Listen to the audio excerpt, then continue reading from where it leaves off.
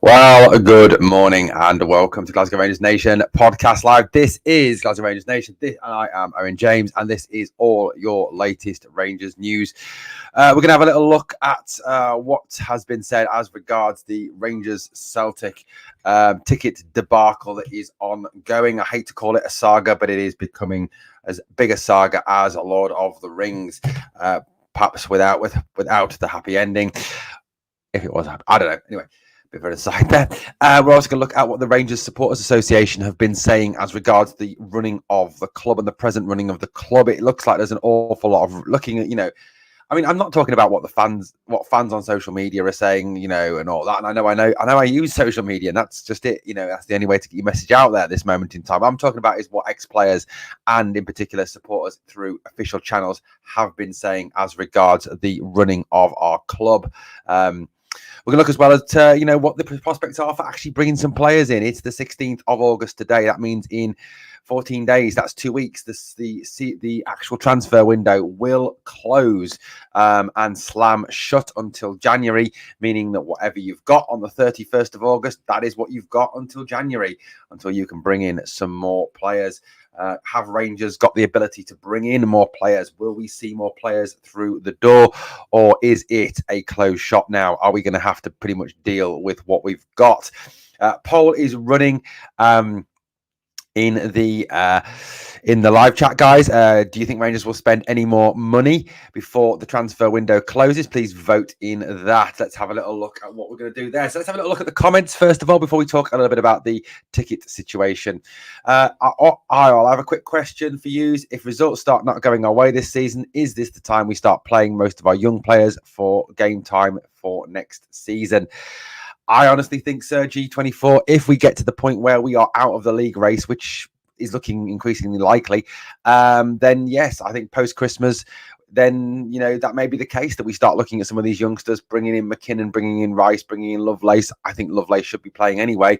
And having a look at them and letting them see what we've got. It may be that we play them and they're not good enough, and therefore we decide to ship them out and sell them on. But it may be they are good enough and they can save us a shed load of money in the short term. So who knows? Brian C says, I heard Matondo is going to Leeds. A bid is pending. Well, let's hope so. Leeds are certainly a club in crisis at this moment in time, having sold virtually all of their talented players from last season. My dad's a Leeds fan, and I know that Leeds fans are very, very unhappy with how the club is currently being run and the fact that they have sold the likes of Archie Gray, Jorginho Ruta, for example. D1 says, remember how much business gets done the last day of the window, though? That is a strong possibility. That is always the case. There is always those last minute deals to be done, isn't there, D1? Bluebell says, no more players until players are moved out, Owen. Only loans. If not, what a mess we are in. Absolutely soul destroying. Bluebells, it's a top point, mate. It is soul destroying. The more I sit and the more I look at it and the more I read and the more I look into what is actually going on at our club, the worse it seems. The more depressed you get, the more down you feel. And look, I mean, I've been slagged off and everybody saying, oh, you're too negative. Look, I would love to sit here and be positive. To quote the great Martin Luther King, I have a dream that one day that we'll sit here and be positive about Rangers. But you know what? Tell me something we can be... Well, I'll tell you, here we go. Here's something we can be positive about. Connor Barron. That's the one thing I can think of that we can be positive about at the moment. The fact that Connor Barron is such a fantastic signing. The fact that he is going to be a future Rangers captain. The fact that the lad never stops running. The fact that the lad never stops fighting and trying. And if we had 11 Connor Barrons, we'd be in a lot better position than we're in at this moment in time. So that's a positive. But other than that, I'm struggling. I'd love to sit here and spout forth positivity and bluebells and rainbows and unicorns about the club, but at the moment the club is a fucking mess. Do you think Celtic will be fined by the SFA for removing the ticket allocation that was agreed on? No, they won't, Geordie. There is a statement this morning that has come out, which I'm going to share with you shortly. Hi Owen, sad to say, I fear our club. It's like heading the same way 12 years ago, and it's scary because if we end up like that again, I fear there is no way back to the top. This is the worst I've seen the club since the banter years. The squad is in a worse condition than last season. Dream Crusher. That's what I said on the video this morning that I released. You know, the club is in a dire position. I think you look at the squad. This is the graphic that I use. This is borrowed from Rangers Review.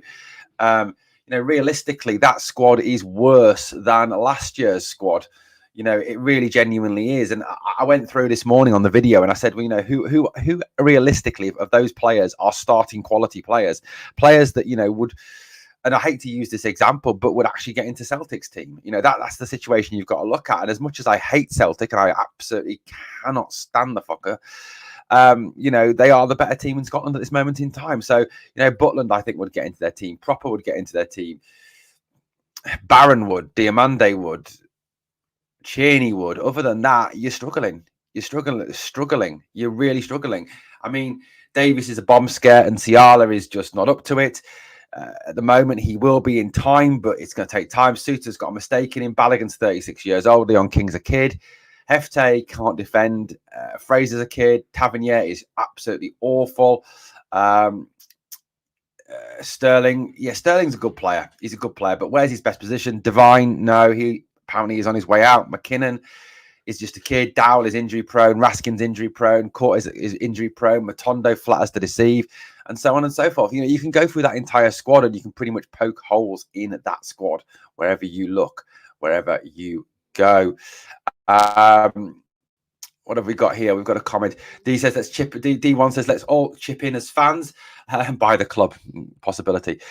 Bluebells makes a good point here. Geordie Police Scotland have come out and said it's Rangers who won't make the safety requirements. The Tims have removed the tickets because we weren't playing ball. We're going to get onto that. Don't worry, Bluebells. Can we not get Seema back on loan? Van Kinkels are free. The boy Brandon from Man United is a free. If we're that skint, there's other frees out there. If we're smart about it, I don't want to talk about Brandon Williams this morning. Answer this honestly, Owen. Can you see light at the end of the tunnel under this board? And this goes out to everyone in here. Ask yourself this. I'll be honest, Gary, I cannot see. I genuinely can't. I think I'm going to share with you a statement made by the Rangers Supporters Association this morning, and I think it kind of reflects where we're all at, where we're all feeling at this moment in time. You know, with the club and with things as they stand. Look, let's first of all deal with what the SFA have said this morning, or the SPFL have said this morning as regards the ticket situation. Okay, so this was the release, the press release for that situation. News release, 16th of August 2024.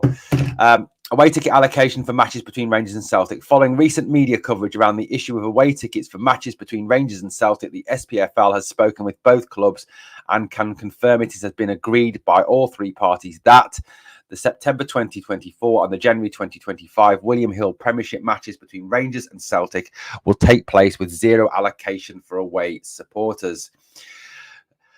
Added to that, thereafter, Rangers and Celtic will provide allocations of around 5% of respective stadium capacities for away supporters for SPFL matches between the two clubs. This remains subject to all the necessary, and this is the key stumbling point at the moment, requirements being satisfied for at both Ibrox and Celtic Park. The SPFL spokesman said the presence of away fans is a vital ingredient of passion, drama and excitement that is the hallmark of the William Hill Premiership. We are pleased that Rangers and Celtic are committed to achieving the return of away supporters in derby matches as soon as possible. So that's the statement that has come out this morning. So the statement is quite clear. But I think we've got to look at it in terms of the fact that the clubs need to really genuinely sit down. They need to grow up. This is turning into quite a childish saga in terms of the he said, she said kind of thing that is going on with it at the moment. You know, Celtic say, you know, coming out and saying that Rangers have not undertaken the necessary security work or safety work as regards the safety of Celtic fans in the away end. Rangers have come out and said, well, the tie's not till January, so we've still got, you know, at least 5 months to 5 months to actually put the safety measures in place, and the ground is still undergoing a makeover. So look, there's the he said, she said thing. Now, I genuinely hope that second point is true. I genuinely hope that second point is true. That you know, that that we are going to commit to this 5%. Now, we wouldn't pay the 100k needed for safety requirements. It's fucking unreal. I think at the moment, Bluebells, we haven't got 100k. I genuinely feel we haven't got 100. I don't think we've got 100p at the moment at the club. But the situation is what it is in terms of the ground. But we need to commit to, I think, to having away fans back in the ground, because of the fact that I think if you're going to have a truly marketable Scottish Premier League, if you're going to have a truly marketable Old Firm game, part of what makes the Old Firm game is that passion of the two sets of supporters going at each other during the game. If you look at the derbies that happen down south, while all I admit, nowhere near as intense as Rangers Celtic, Arsenal Tottenham, Newcastle Sunderland, Liverpool Everton, Man United, Man City, Liverpool, Man United. I know technically not a derby. You look at all those games. There is a much better atmosphere when you have both sets of fans in the ground. Barcelona, Real, the Clasico in Germany, Dortmund, Munich. You have a better atmosphere when you've got two sets of grounds. But I genuinely feel that we need to get over this. We need to settle this, and we need to get it settled properly. I really hope that it genuinely is that Celtic have agreed with this situation. I think a lot of what is going on as regards this safety thing can also be put down to their desire to have the whole of one stand again. I think there is still a desire within Celtic Football Club to try to bully Rangers into giving them the whole of one stand again. That is what they want, and that's what they've always stated that they've wanted. But realistically, that is not practicable in the modern era, and that is not practicable for our club if we're going to look after our fans and ensure that an adequate number of our fans don't miss out on tickets, particularly season ticket holders. Obviously, lose their season ticket seats. As well, if you look at the allocations that are being spoken of, 2,500, 2,750, that's very much European allocation. That's what teams that come to Ibrox, go to Parkhead get when they go there. So I really hope that this is the end to the matter, that the safety work will be done by both clubs, and that the next set of Old Firm games after January will have fans from both clubs. And as much as I hate Celtic fans, I genuinely do. And I know that after they've been into our ground, we'll need to give the seats a good thorough scrub down. But look, at the end of the day, it does add to the atmosphere. And I just hope that both clubs have grown up massively over this. And they've got to stop this he said, she said, they said kind of telltale toddler type behavior that is going on between the two clubs, and just basically grow the fuck up, I think, is what we need from both clubs. Ali Quinn says sports science, and then 3 red faces. Ali, I've got to say that is a real thing. I mean, you've got to look at it in terms of the fact that Philippe Clement coming out and saying that the doctors and the medical men said that he couldn't play Václav Černý on Tuesday night. He couldn't start. I think he's utterly ludicrous. At the end of the day, I mean, can you imagine back in Sir Walter's day, the physio going to Walter Smith and saying, "Oh, you can't play Gaza, or you can't play Brian Laudrup today because of this, that, and the other"? Could you imagine what Walter Smith's response would have been? Do one. That would have been his response, wouldn't it? I mean, I think it's utterly ludicrous. I think we put too much in sports science and medical science. I think you've got to trust the manager, trust the player, and let them get on with it and pick the strongest team. Ross Ferguson says, do you think the Rangers TV should show all Rangers games instead of doing business with Sky or the TV companies? Would that not save us money? I don't know. I could be wrong. What do you think, Owen?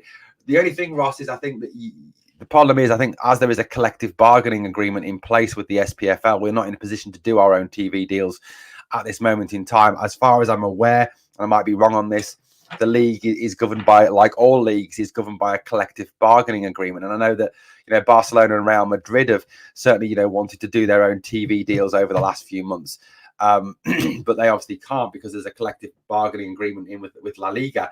So I think whilst it would be good if we could do our own TV deals and we could do our own TV business, I think that would be spot on. But I just genuinely don't think that is going to happen due to that collective bargaining responsibility and the collective bargaining agreement, Ross. So I don't think that's going to happen, mate. Geordie, that's a decent shout. What else have we got in the live chat before we talk about our next thing, which is about what the Rangers Supporters Association have said this morning? Giving an average players 25 grand a week must stop. No one will take them on the money. We're stuck. Lessons need to be learned. Agreed. Our club is running on empty. Ross, I think as a fan base, we're also running on fumes. Curry says people pay for the spectacle on the pitch, not to watch fans. I am beyond caring about this anymore. The chances of the run-of-the-mill fan will never get a ticket anyways. True, Curry, very true. Ross fans are running on empty. The board is draining us. Bluebells says 100% on point with the TV dealing, Owen.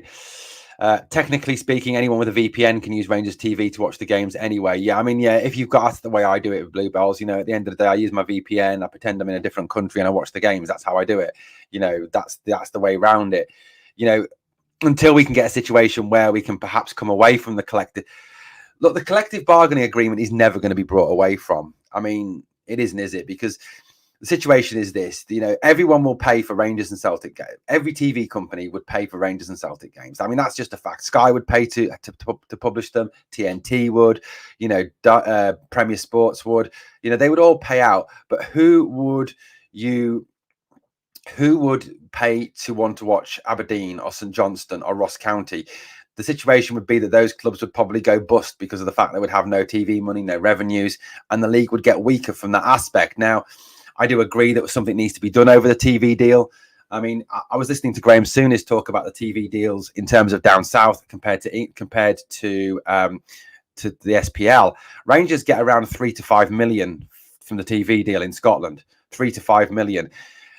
Yet teams like Bournemouth, Brighton, Southampton get £90 million from the EPL TV deals. 90 million. The EFL clubs get somewhere in the region of 10 times what Rangers get for the TV deals. So the TV deal that is in place for Scotland is absolutely shocking. But the issue around that is that we have to increase the marketability of the product.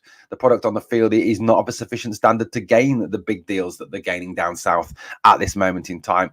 And that's down to the SPL and down to the SFA to look at the quality of football in Scotland, to look at how we can improve the league, to look at how we can improve the competition level, to how we can improve the standards. You know, that's where we're up to with that, I think. Rangers cannot guarantee the safety of Celtic fans. Celtic has spent a fortune making sure Rangers fans are safe yet again. Rangers can't say Ibrox will be ready. The team has struggled in defence for a while now. We should be playing with 3-5-2, especially with Barron dropped in. Plus, it'll keep Tav higher up, save him crawling back, says William. Curry, no, I don't, under any circumstances. Thought you lads follow. The less you go for financial pain, your club is in, supporters are meant to support.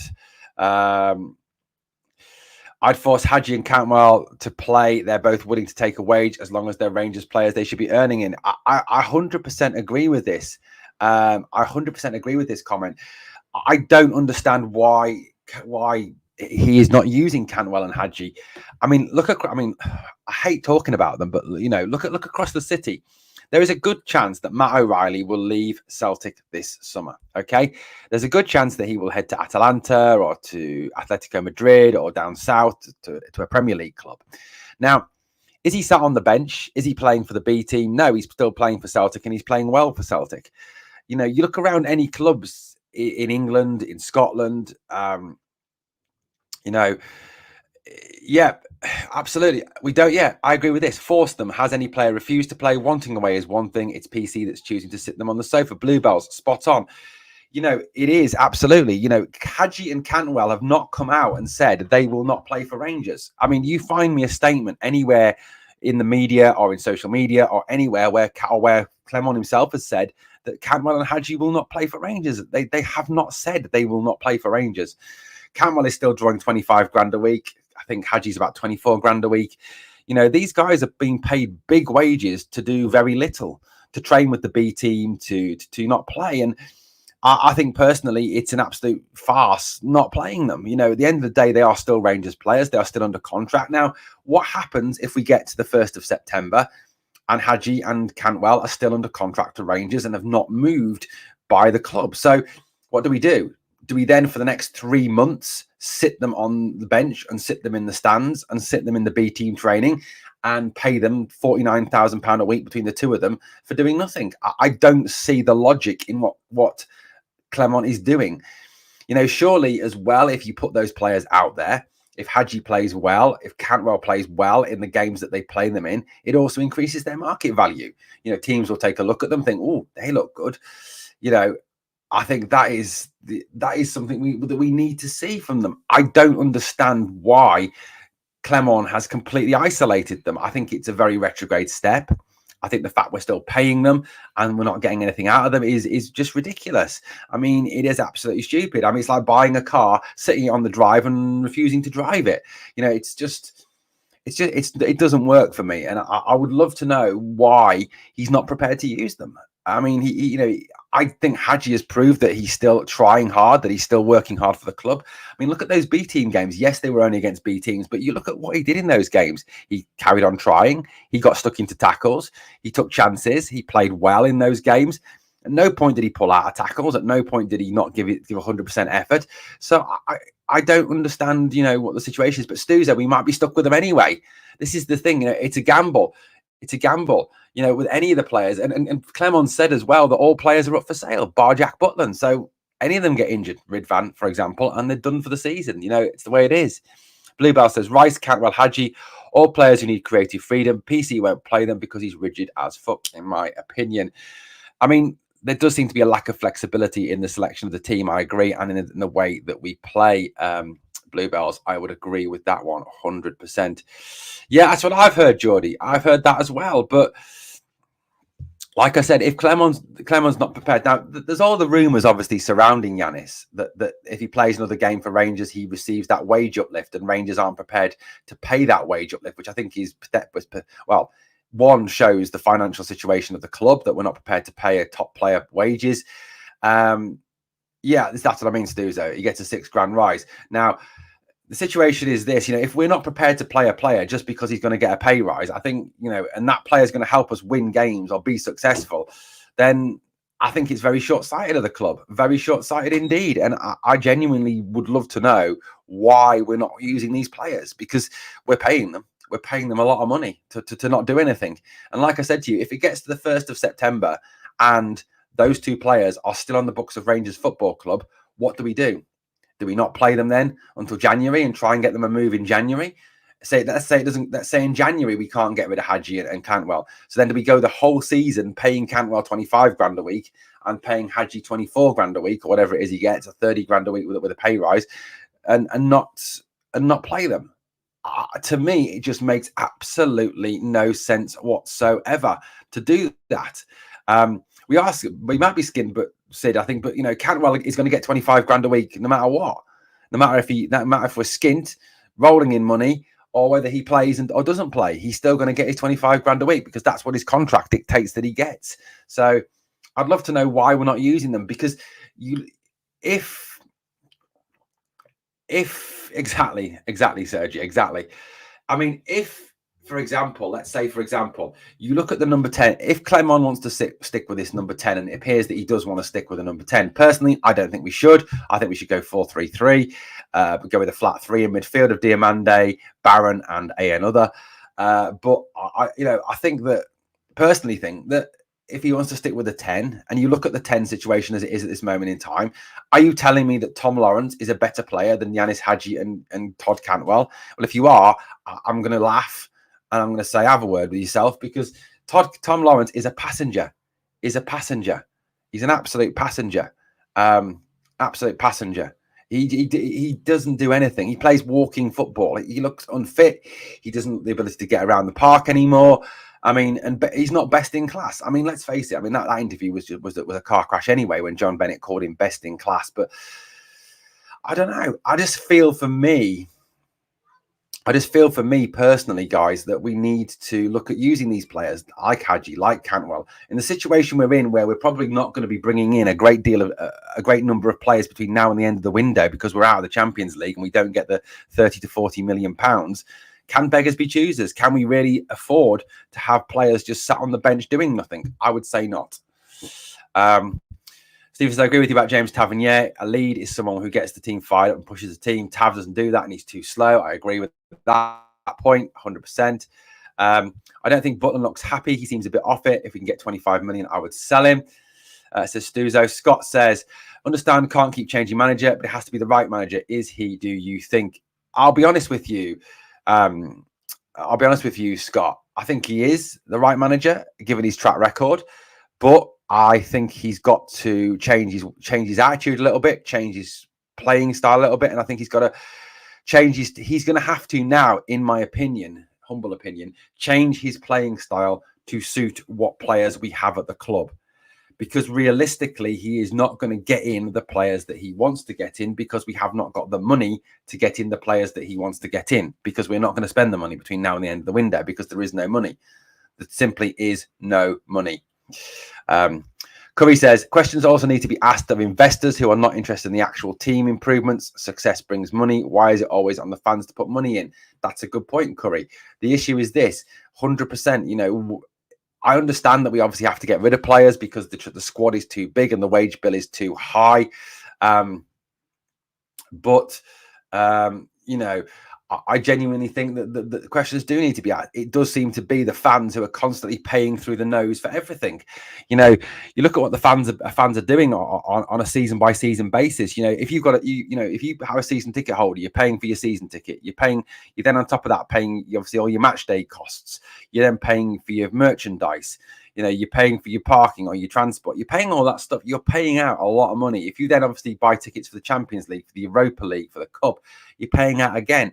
You're spending over $2-3 grand a season on following the team. You're putting a lot of money into the club and you're getting back what for it? Absolutely nothing. Absolutely nothing. Raskin's still injured, as far as I'm aware, about another 3 weeks until he comes back. Everyone keeps saying that Clement needs time. The question I'd be asking is how much time does he need? Because he's starting to run out of it, says Geordie. I think the situation, like I said, Geordie, is that he needs to really think about changing what he's doing a little bit, because he can only use the players that he has got. He cannot just, at the end of the day, he can't just rely on, the excuse, I haven't got the players that I want. I haven't got the players that I want, because that is not going to work at the end of the day. It just simply is not going to work. Okay, so Rangers Supporters Association have made a statement this morning. This is the statement they made. It said, following the feedback from our member clubs last week, the Rangers Supporters Association agreed to participate in the working group specifically focused on Rangers supporters clubs. However, as we stated in our update in July, we remain hugely concerned with the general running of the club at board and executive level. There is a constant reference to standards and what is expected at Rangers. At this moment, we are falling way below what is required. It seems that every decision implementation has some sort of incompetence attached to it. We have a doubt that many people at various levels across the club are working hard to address the issues, but both they and the wider support demand senior leadership to address the level of mediocrity which seems to have gripped the club. Across the various boards associated with the club, we need all significant shareholders to work together with the executive management team to ensure we have a better path to success than is currently being evidenced. There is no clear view of a day-to-day running of the club. The impacts will clearly be felt with the move to Hampden and our failure to qualify for the Champions League. It is time for our custodians to deliver. No more blame on others, no more slogan statements, no more ineffective management of the club. We need a clear view and a plan for our situation. All senior roles should have dedicated professional management who can help us move forward, pulling in one direction. Not the band. Rangers support have been one of the most consistent for our entire history, but in particular over the last 12 years, we will not stand on the sidelines and continue to accept the standard of management and oversight of our great club. Time to deliver. Right, guys, that is the statement of Rangers Supporters Club. That is what they have said. The Sports Association have come out and said. For me, there are a few things that we need to pick out of that statement they have made, which I wholeheartedly, as a fan, agree with. The first bit that I wholeheartedly agree with is this comment here that says, genuine senior leadership to address the level of mediocrity which seems to have gripped the club. There is absolute mediocrity throughout this club at this moment in time. John Bennett came out, didn't he, in that interview and talked about best in class. Well, I'm sorry, this club is not even best in, best in anything. It's the worst in class. It really is being run exceptionally badly. If you look at where we are as a club at this moment in time, we have no CEO. That may be resolved today. We have no academy director. We have a rebuild that is falling apart. We have no stadium. We are renting a ground which we are paying through the nose for. We are out of the Champions League. It is an absolute shambles at this moment in time from this board. The other comment that I wholeheartedly agree with is this one. It seems that every decision, implementation, and has some sort of level of incompetence attached to it. If you look over the way that this board has run this club since 2012, it has fallen apart. It has fallen apart. I mean, you look at the situation as it presents itself. You know, you've got the debacle over the Australia fixture. You've got the debacle over the failure to capitalise on 55. You've got the debacle over the stadium. You've got the debacle over the failure to obviously qualify for the Champions League. You've got the debacle over the stadium. You've got all of this falling apart. But this is absolutely falling apart. And the hiring of Blaine McConnell as a marketing consultant. I mean, the guy hates us. He hates us. You just got to look at his social media and his LinkedIn's, calling us Huns, calling us scum, etc., etc. You know, at the end of the day, why are the board employing someone who hates us with a passion, has called us all the names under the sun, and has a genuine detesting for us? I don't understand that decision. It does absolutely smart with me that there is absolutely a level of incompetence at every level. Now, the situation is this: where is that incompetence coming from? Well, you've got to look at the man overseeing all of this. The man overseeing all of this is John Bennett. He is the chairman and CEO at the moment. He is overseeing the stadium. He is overseeing the appointment of executive officers. Therefore, he is the person who has fallen this apart. King and Easdale make way for them. Bennett had their time, got us 55, then left, and we go downhill, says Bobby. Agreed. King, obviously, yeah. I mean, we'd all love Dave King back, but I just don't think he wants to come back, if I'm not being honest with you. That's a good shout. Season by season, we could see what Gerrard was trying to do and improvements. He had also that mob's number. Clement has achieved none of that.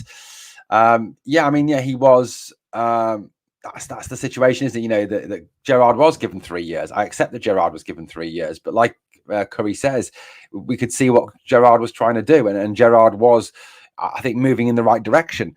Now, some people are saying that, you know, John Bennett is not to blame for everything. Well, John Bennett has been on the board since 2015, so for the last 9 years, you still have the situation where John Bennett has been involved with this club, and he's been involved with the decision-making processes for this club. He's been involved with the appointment of and sacking of Van Bronckhorst. He's been involved with the appointment and sacking of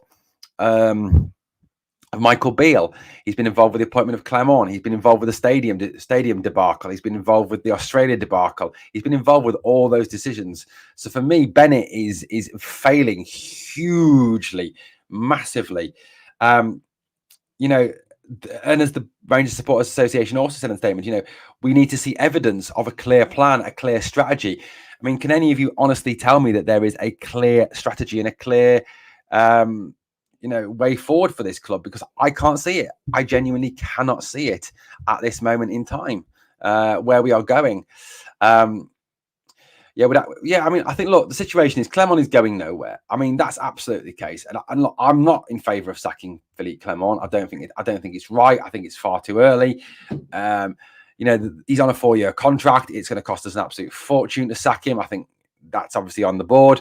We are in a position where we can't afford to sack him, and that's just it. But look, as the Rangers Supporters Association say, it is time to deliver. It is time for all levels of management of this club to start to step forward and actually show they're fit to run this club. And that's not what we're not seeing at this moment in time. The board or the football management group or anyone displaying anything that is remotely resembling positive management of this club and a positive direction for this club. So, I honestly don't know what the direction is. I think that the club is genuinely not in safe hands at this moment in time with John Bennett, with Easdale, with Halstead, with the Park boy. I'd love to see Bennett go. I'd love to see the Parks out of our club as well. I mean, I'd love to see Douglas Park lose his shareholding in the club. Someone buy it out. I'd like to see Dave King back. Absolutely. He's still a shareholder with 14.12% of the shares. I think he's got at the moment in time. I think I read that somewhere. But I think, we do need to realise now that we're going to have to be perhaps a little bit more realistic in what we're looking at in terms of transfers. We are working on transfer plan B now. We're not working on transfer plan A. because obviously the transfer plan A depended on us getting Champions League football. So, we're clearly going to be shopping in the B&M bargain bin now. We're not going to be shopping in Waitrose or in Sainsbury's or any of those places. We definitely do need to have a situation where we bring in, it's going to have to be frees and loans because we don't have the cash at this moment in time. Scott Kearney makes a good point. He says we need a football man upstairs to help the board and Clement. I agree. We need somebody to come in and, actually who knows what they're doing. We need a CEO who genuinely has a football vision. For this club and can run the club. The CEO should be running the club on a day-to-day basis. The CEO and his executive management team should be the ones running the club. Okay, not the chairman, not the board, who are not football people. That's not what they're there for. He's been talking to Easdale. Remember, they got shares back, so King and Easdale own most of the club. They do. Let's not forget the kit debacle, which is still ongoing 4 years later. Edmiston House over budget and late ticketing. MyJays sports bar delays. Curry, again, just echoing what the Rangers Supporters Association have said, mate. At every level of every decision that's been made is a level of incompetence, a level of gross incompetence by the club. At least the fans knew what was going on. Afternoon, John. How you doing, buddy? Yeah, Scott, I've read that. It's probably what Marmite or Tenor Men are sponsoring Rangers. That's probably, you know what it's like. Rangers are delighted to announce Tenor Man, the new Matchday sponsor of Rangers Football Club. It's probably something like that. Hopefully it's a new CEO. Hopefully it won't be a signing. I mean, we know that. We know it's not going to be a signing. Right, so the talk, the talk of signings seems to have gone, I think I had this graphic yesterday for it. This is Ibrox at the moment in terms of signings. It's tumbleweed. It really genuinely is tumbleweed. Nothing happening at this moment in time. Now, that is obviously down to the fact we're out of the Champions League. We're in a situation where we genuinely can't afford to be splashing an absolute shed load of money. We just can't do it. We can't do it. Scott, yeah, absolutely. Or just to say, when we'll be back at Ibrox, which is not really a massive statement, is it really? At the end of the day, it's just a load of crap. The club trying to defer and trying to, do something. Now, one of the links that has come up this morning is a link to Brandon Williams of ex of Manchester United. He is currently without a club, so he's a free agent at this moment in time. He spent last season on loan at Ipswich, where he played 17 games for them. So, Brandon Williams, what do we know about Brandon Williams? Well, we know he's played 51 times for Manchester United, scoring 1 goal with 1 assist. That's funny, Airwolf.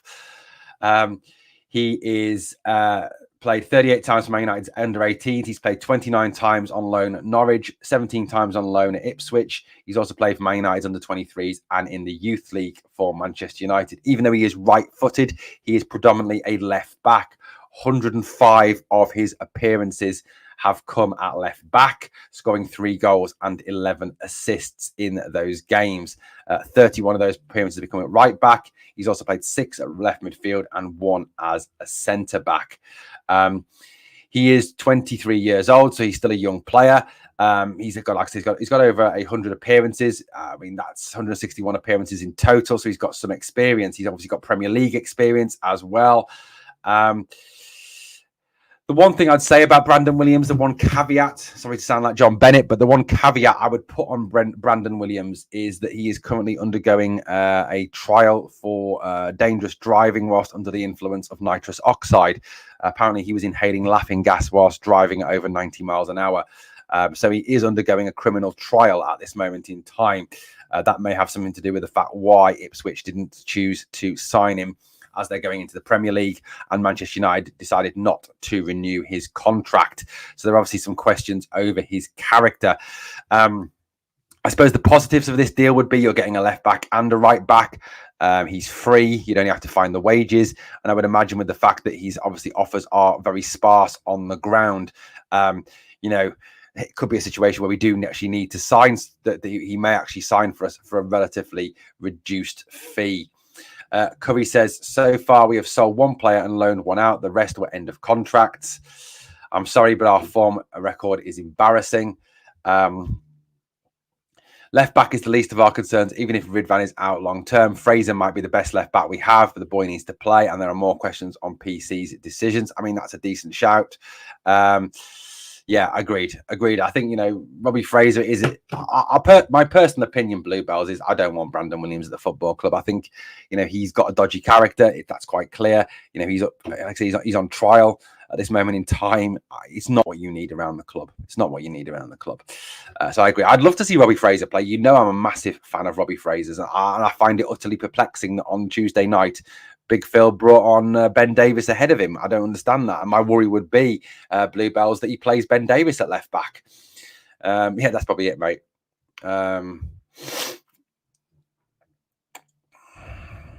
Yeah. Nitrous oxide, sign the guy we need speed on the pitch, lol. Yeah, I mean, I personally don't want Brandon Williams. So I don't think that's I don't think that's a goer. I think that's one that's just kind of media talk. I hope it's not true. I genuinely hope it's not true. I don't want him at the club. I think he is a bit of a dodgy character. Not what we need. Look, I mean, everything now turns towards St Johnstone on Saturday. I think it'll be very telling how many people will actually be at the game on Saturday. That'll be really interesting. Also, obviously, we'll keep looking out for this big announcement that is supposed to occur today. Well, guys, that is it for this morning. We'll be back if there's any live news breaking. So obviously, keep your eyes open and your ears to the ground. Also, look out for any further content. Best way to make sure you never miss out on Glasgow Rangers Nation's free content is to make sure that you obviously smash the sub and ring the bell. Bobby says there's only 16,000 tickets been sold for the game on Saturday. That will be absolutely horrific. Has there been any update about Seamer from Brighton? Yeah, he's not coming high because we can't afford him. Brighton are only interested in selling, not loaning. Lowry and Lovelace scoring well for the B team. Do these boys not get a chance? William, I would love to see Lovelace and Lowry get a chance. I personally think we should use them on Saturday. It's a League Cup game. Yes, there'll be a lot of shithousery and a lot of low blocking and a lot of kicking from Craig Levine's St Johnstone. But you know what? Look, if Lovelace and Lowry can't do it against St Johnstone, they're probably not going to be able to do it at all. So yeah, I would give them a game. Yeah, well, I'll probably see about 30k in the stadium this weekend. It's fucking embarrassing. I mean, it's any less than 30,000 Bluebells and Curry. I think it's going to be horrifically embarrassing for Rangers. And I think, it was embarrassing anyway Tuesday night, less than 40,000 for a Champions League qualifier. That was very, very embarrassing. Right, guys, I'm going to head off out of here now. Thank you for watching. As always, on the way out, please smash that like. And obviously, as well, remember always, we are the people.